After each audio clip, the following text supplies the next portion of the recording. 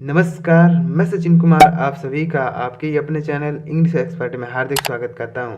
आज मैं लेकर आया हूं एक हिंदी की स्टोरी जिसे हम लोग इंग्लिश में ट्रांसलेट करेंगे और इस स्टोरी में बहुत सारे नए-नए वर्ड की मीनिंग और टेंस से संबंधित जानकारी भी मिलेगी। कौन सा टेंस कहाँ पे यूज किया गया है और वीडियो बहुत ही इंटरेस्टिंग होने वाला है। जिन लोगों को हिंदी से इंग्लिश में ट्रांसलेशन नहीं आता है वे भी इस वीडियो को देख के सीख जाएंगे कि हिंदी से इंग्लिश में ट्रांसलेशन किस तरह करते हैं और किन किन बातों का ध्यान रखना होता है हिंदी से इंग्लिश में ट्रांसलेशन करने के लिए। तो वीडियो बहुत ही इंटरेस्टिंग वाला है, वीडियो में अंत तक बने रहिएगा। चलिए वीडियो को शुरू करते हैं और आप वीडियो को लाइक कर दीजिएगा। चलिए शुरू करते हैं। सबसे पहले हम लोग स्टोरी को पढ़ेंगे और उसके एक एक सेंटेंस को इंग्लिश में ट्रांसलेट करेंगे। तो चलिए पढ़ते हैं और हिंदी को इंग्लिश में ट्रांसलेट करते हैं। एक बार एक बुढ़िया रहती थी।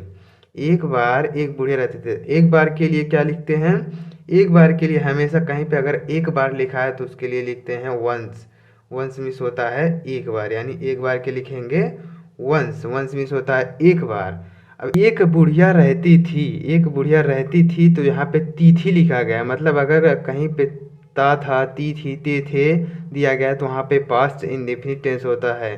तो यहाँ पे एक बुढ़िया रहती थी। अब यहाँ पे सब्जेक्ट क्या है? तो सबसे पहले सब्जेक्ट लिखते हैं। तो सब्जेक्ट यहाँ पे एक बुढ़िया नहीं है, एक बुढ़िया सब्जेक्ट नहीं है। तो यहाँ पे सब्जेक्ट के लिए अगर सब्जेक्ट नहीं होता है तो उसके लिए हम लोग देयर का प्रयोग करते हैं। तो यहाँ पे लिखा जाएगा देयर।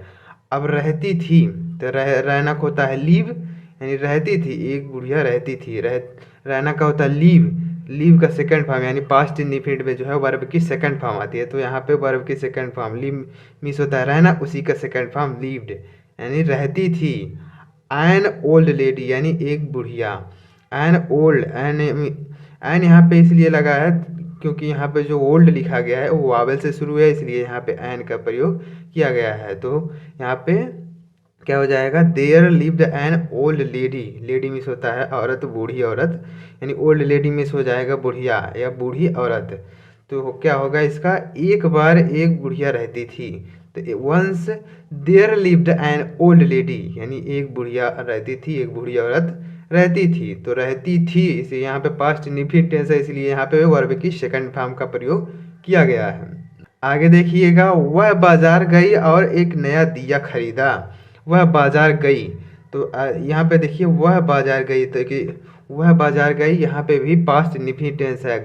गया, गई, गए। अगर लास्ट में या ई ए या फिर ता था, ती थी, ते थे आता है तो वहाँ पे पास्ट इंडेफिनिट टेंस होता है।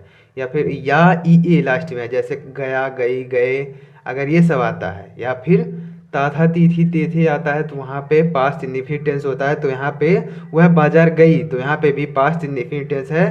तो इसको लिखेंगे किस तरह लिखेंगे? सबसे पहले लिखेंगे सब्जेक्ट। सब्जेक्ट यहाँ पे है वह, तो वह के लिए लिखेंगे सी, क्योंकि यहाँ पे औरत है इसलिए लिखेंगे सी, तो हो जाएगा सी। उसके बाद जाना का होता है गो, तो गो का सेकेंड फॉर्म यहाँ पास्ट इंडेफिनिट टेंस में वर्ब का सेकेंड फॉर्म आता है। तो सब्जेक्ट के बाद वर्ब की सेकेंड फॉर्म वर्ब है यहाँ पे जाना। जाना का होता है गो, तो उसी का सेकंड फॉर्म हो जाएगा वेंट, यानी वह गई। अब कहाँ गई? बाजार गई, तो बाजार के लिए लिख देंगे टू द मार्केट, यानी बाजार गई, यानी वह बाजार गई। तो इसका हो जाएगा सी वेंट टू द मार्केट, यानी वह बाजार गई। इतना समझ में आया होगा। आगे देखिएगा, और एक नया दिया खरीदा। और के लिए क्या लिखेंगे? एंड मिस और। एक नया दिया खरीदा, खरीदा यहाँ पे देखिएगा या ई ए आता है तो यहाँ पे आ आया है, मतलब खरीदा आ आया है लास्ट में, तो यहाँ पे भी पास्ट इंडेफिनिट टेंस है। तो खरीदा, खरीदा का होता है बाय मिस होता है खरीदना, उसी का सेकंड फॉर्म आएगा। अब यहाँ पे सब्जेक्ट दोबारा क्यों नहीं लिखा जा रहा है? क्योंकि वही बूढ़ी औरत जो है बाजार गई है और वही खरीद रही है, इसलिए यहाँ पे सब्जेक्ट दो बार नहीं लिखेंगे।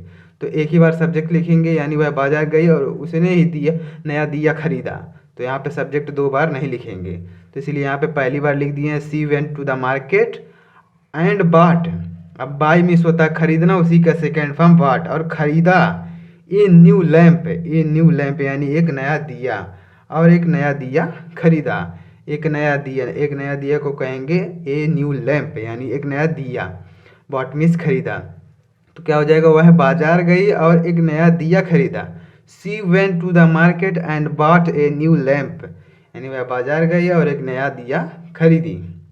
अब आगे देखिएगा, बहुत ही सुंदर दिया था, यानी वह जो दिया था वह बहुत सुंदर था। तो यहाँ पे भी कोई सब्जेक्ट मालूम नहीं है कि यहाँ पे कौन सा सब्जेक्ट है, तो इसके लिए लिखेंगे दिया जो है निर्जीव है, इसलिए यहाँ पे सब्जेक्ट के रूप में लिखेंगे इट। तो यहाँ पे लिखा गया इट।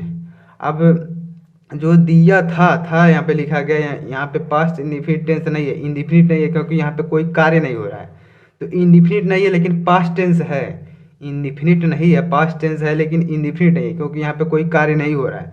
अगर जब कार्य होता है, जैसे यहाँ पे लिखा गया खरीदा, तो यहाँ पे कार्य हो रहा है खरीदने का, लेकिन यहाँ पे कोई कार्य नहीं हो रहा है, तो इसलिए यहाँ पे वाज का प्रयोग करेंगे। तो यहाँ लिखेंगे वाज, यानी इट वाज, यानी वह था a very beautiful lamp. A very यानी एक बहुत सुंदर, बहुत ही सुंदर लैम्प यानी दिया, यानी और बहुत ही सुंदर दिया था। और जो दिया खरीदी बूढ़ी औरत ने वह बहुत ही सुंदर था, तो इसलिए लिखा गया यहाँ पे it was a very beautiful lamp, यानी वह बहुत सुंदर दिया था। यहाँ सब्जेक्ट नहीं है इसलिए यहाँ पे इट लिखे हैं, और यह पास्ट टेंस है, यानी पास्ट इंडिफिनिट नहीं है, पास्ट में है, केवल पास्ट इंडिफिनिट नहीं है, ना कंटिन्यूअस कुछ भी नहीं है, केवल यहाँ पे था है, तो इसलिए यहाँ पे वाज का प्रयोग करेंगे। अगर इंडिफिनिट होता तो वहाँ पे कोई एक्शन यानी कार्य होता, लेकिन यहाँ पे कोई कार्य नहीं हो रहा, मतलब वह सुंदर दिया था, तो इसलिए यहाँ पे पास्ट टेंस में वाज का प्रयोग करेंगे। अगर वो सुंदर दिया है लिखते हैं तो वह यहाँ पे इज लिख देते हैं। आगे देखिएगा, घर पहुंचकर उसने दिए में तेल भरकर उसमें एक बाती रख दी। घर पहुंचकर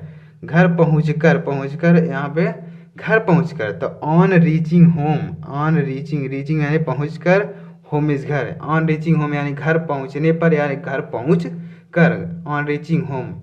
यहाँ पे जीरन का प्रयोग किया गया है, रीच में आईएनजी लगा है, तो यहाँ पे जीरन का प्रयोग किया गया। ऑन रीचिंग होम यानी घर पहुंचकर उसने दिए में तेल भरकर उसमें एक बाती रख दी।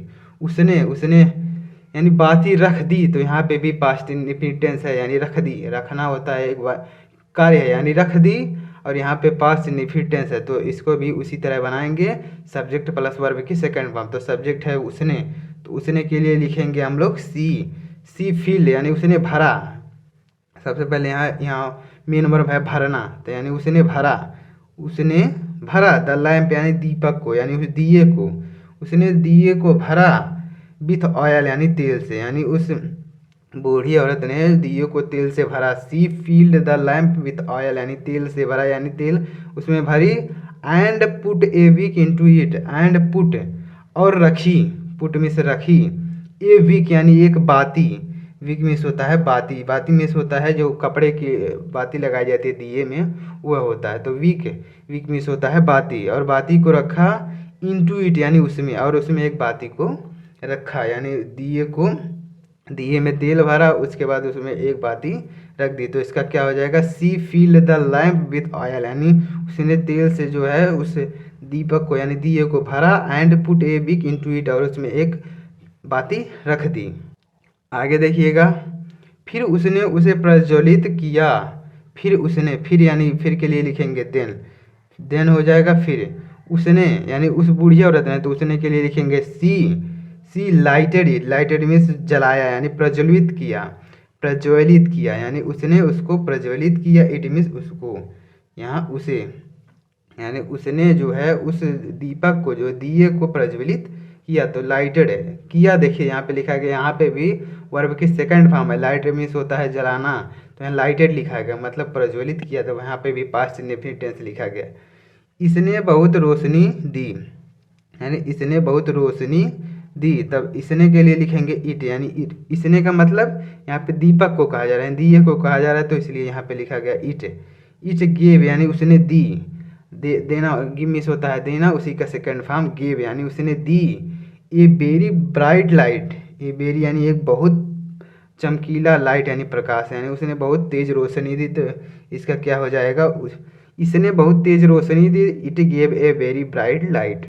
तो उम्मीद करता हूँ कि यह स्टोरी आपको समझ में आई होगी कि किस तरह हिंदी से इंग्लिश में ट्रांसलेट करते हैं। तो अगर ये स्टोरी आपको समझ में आई है तो प्लीज़ वीडियो को लाइक कर दीजिएगा, और चैनल पर नए हो तो सब्सक्राइब करके बेल आइकन को जरूर प्रेस कर दीजिएगा। मिलते हैं नेक्स्ट वीडियो में, तब तक के लिए जय हिंद, वंदे मातरम।